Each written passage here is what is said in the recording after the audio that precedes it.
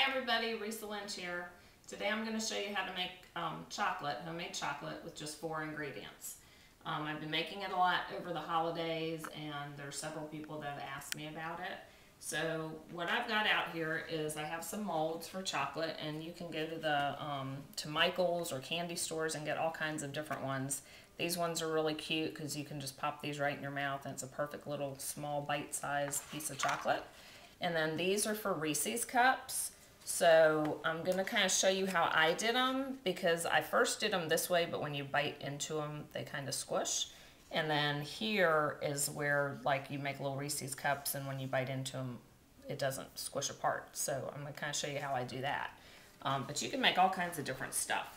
So what I've got is I've got my melted coconut oil, and in the winter time, your coconut oil is going to look like this. It's going to be solid. In the summertime, it will be melted and liquid. So I had to melt it because it's a little bit cold in the house. And then I have cocoa powder, and I'm just using the Hershey's unsweetened, natural unsweetened cocoa powder. You can also use cacao powder, which I have used before, because that has all kinds of great antioxidants in it, lots of good stuff in there. I have a pinch of sea salt in here, and then I have maple syrup. And I have all the measurements underneath the video, so the recipe is right under the video for you to get to. So all you do is you just put all these ingredients.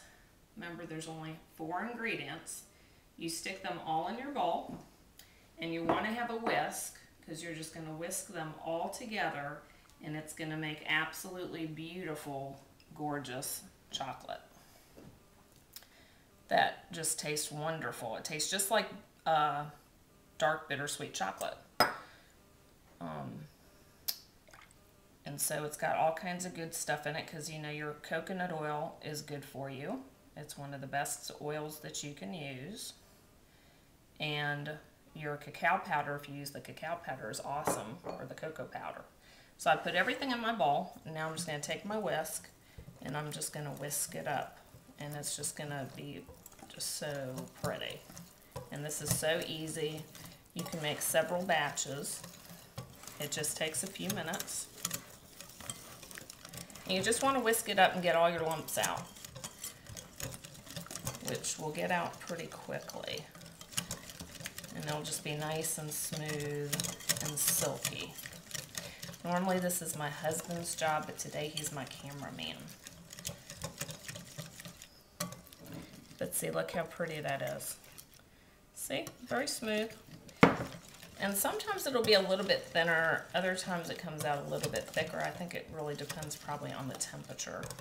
But this looks good, it's all mixed in. See, look how gorgeous that is. Perfect for dipping, beautiful. So what I'm gonna do is I'm just gonna fill these up and kind of get these started and show you how I do this. Then you just pop them in the freezer for, I don't know, I just put them in there and kind of forget about them. But they probably only take like maybe 15-20 minutes.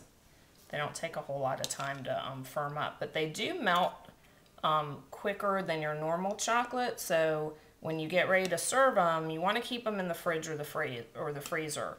And then when you get ready to serve them, go ahead and take them out. But if you leave them out too long, they'll start melting. So when everybody's had a few and you're kind of done with them, you want to stick them back in the refrigerator. Or I just keep them in the freezer. So you want to put a little bit in if you're making the Reese's cups. And then you're going to get your peanut butter. And I stick mine in a bag. And see if I can do this right. And you want to plop some in the middle and kind of push it down.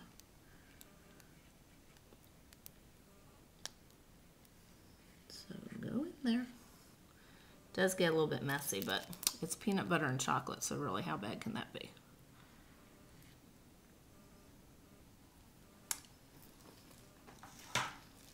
And then you're going to cover the rest up with some more chocolate. I might have overfilled him a little bit, but it's okay. And they have all sorts of different molds. I made little chocolate cups, and then I filled them with some raspberries and strawberries And there's a picture of that underneath the video in this post. So you can check those out. So that's all you do for the Reese's cups.